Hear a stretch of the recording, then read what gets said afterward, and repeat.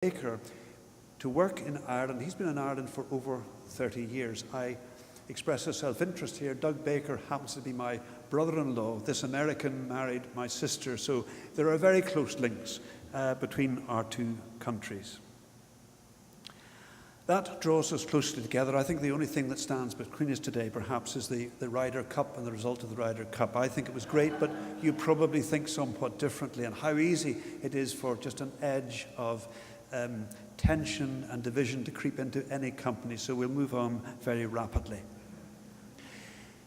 Let me first of all say a word or two to introduce my country, and here, if we can have the first slide that we have, yes. An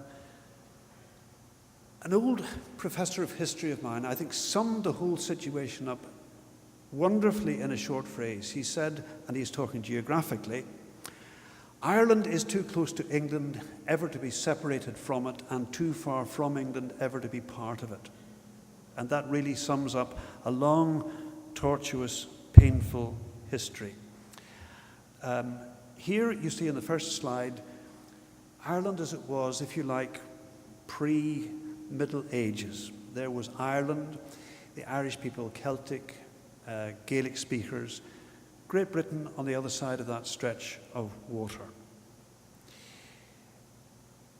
Ireland presents a problem to England. Strategically, it's a backdoor into England. And if the Americans are fighting the War of Independence and they want to get at England, they can come in through Ireland. That's just one of many examples. So strategically, England has an interest in Ireland, and let's be honest, there was land there to be grabbed and perhaps money to be made. And so from the Great Britain side, an infiltration of Ireland began, a lot of it in the 17th and 18th centuries, colonization.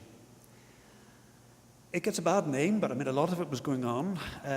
Europe colonized South Africa, colonized the States, colonized Australia at the same time, so it was par for the course, but it happened. If I could have the next slide, please. You will see the arrows indicating how peoples came from England with their religion, the Church of England, and at the same time in the 17th century, Ulster Scots folk began to drift across from the northeast there in Scotland, bringing their Presbyterian culture and their Presbyterian religion. So there was a mix of peoples in Ireland. This mix didn't really work terribly well. For a brief period, actually, at the end of the 18th century, England gave Ireland self-government in Dublin. The result was a rebellion in 1798, and England said enough, and they then enacted the 1800 Act of Union. If I could have the next slide, that will demonstrate that. So by Act of Parliament, Ireland was given political representation in Westminster. We had the Act of Union. We're in the 19th century. And in the 19th century, things begin to go really bad. Catholics, quite rightly, begin to agitate for political voting rights. They hadn't got them under the Act of Union, although they thought they would. But this political agitation is organized and is orchestrated largely through the Roman Catholic Church. So the Church becomes an agent of political reform for Catholics. At the same time, there is the first cardinal appointed in Ireland, and he's very much a Romanist. He spent time in Rome, and the Catholic Church begins to take on a very Roman flavor and begins to look towards Rome. At the same time as that is happening, Gaelic culture is developing, and it's a very Catholic thing. There's a resurgence of Gaelic music, Gaelic dancing, Gaelic literature. That's all Catholic.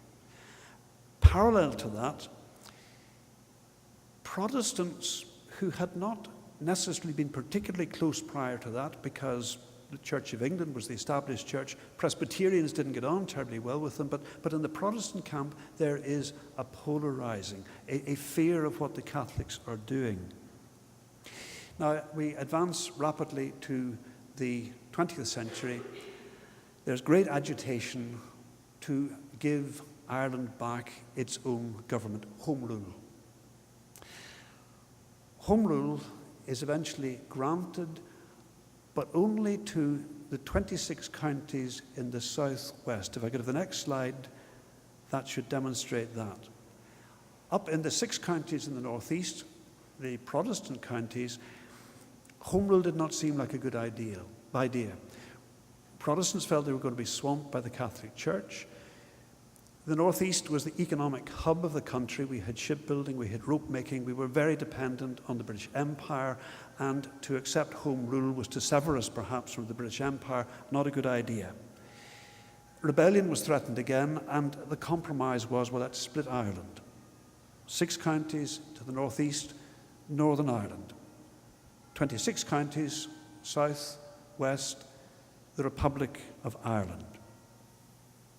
Now, what that division did was it locked a minority of Protestants into Northern Ireland with a lager defensive mentality. What we have, we will now hold.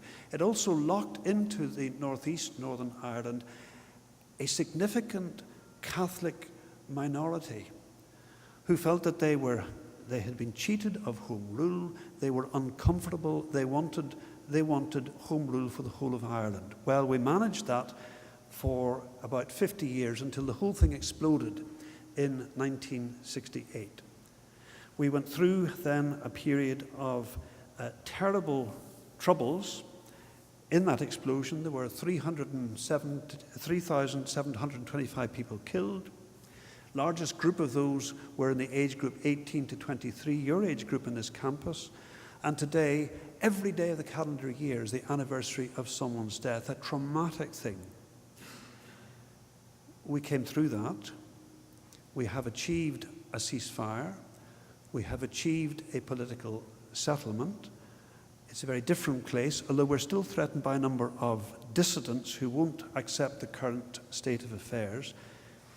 And now let me say a word or two about Ireland today. If I could have the first slide. If you went to Ireland, you'd find it, I believe, a very beautiful place. You're now looking at the Mourne Mountains, where I've holidayed very often. And the next slide, a slide which takes us into the Mourne Mountains. You would find it a place still reeking of history. Next slide, please. That's a 12th century castle going back to the first attempt at a Norman settlement of Ireland. You would find it superficially, and in ways that are more than superficial, a prosperous country. If we go to the next slide. That's the iconic Titanic building, which was opened this year at a cost of over £60 million and is now on the site where the Titanic was built. It's proving to be a magnet to international visitors who want to come and see it. If I could see the next slide, please. That gives you a shot of the prosperous commercial quarter. You're looking down the River Lagan where the Titanic was launched. You can just see to the very top right of the picture 2 giant cranes. We once had the largest dry dock in the world. Those cranes were built over it. And there is a veneer of prosperity in Northern Ireland. We remain a very fractured country. To achieve a political agreement does not necessarily bring people together. We have a long and difficult process of bringing people together so that we know each other and relate to each other a lot better than we do. Tolerance will not do. Some people think tolerance is a great ideal. It's good as far as it goes. Christianity is not about tolerance. It is about bringing people together in community. We have a fractured community. Next slide, please. That's a shot of a town very near where I live, Lisburn, in the bad old days. That's the effect of a single car bomb which virtually blew the commercial heart out of that town and took lives. The result of our history, the result of our troubles, has left us physically divided. Next slide, please. That is a slide of Belfast, and the different colours are the zones. The orange tend to be the Protestant, loyalist, pro-Union, pro-England camps, shading through to the green, which are more nationalist, and let's have home rule for the whole of Ireland. And these zones are, in many cases, walled off from each other. If I could have the next slide, please. We call these peace walls. And when the Belfast Agreement was settled, there were 22 of these in Belfast. There are now over 40, so there has been an increasing tendency for these walls to grow. People just feel safer, walled off from their neighbours. In the red jacket, you will see my brother-in-law, your mission worker, Doug Baker. He is escorting some visitors to one of these peace walls. If I could run through the next series of slides fairly quickly. Same peace wall. The next slide is the most recent peace wall. The ground there, the turf you see is still dug up. We're still building them. And the next slide, in many ways the most sinister, because that's a decorative wall.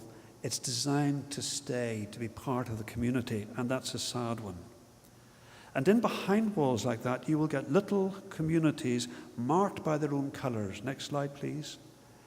That's a Protestant loyalist one, and you can see the painting of the British colours, red, white and blue, and the curbstones. The flags are out, and I haven't got one, but I could show you a parallel on the Nationalist Republican side. Next slide, please. We're noted for painting our gable end walls. That's a sinister one, that's a loyalist one. I think you can read the Ulster Volunteer Force motto on the top, "For God and Ulster," a totally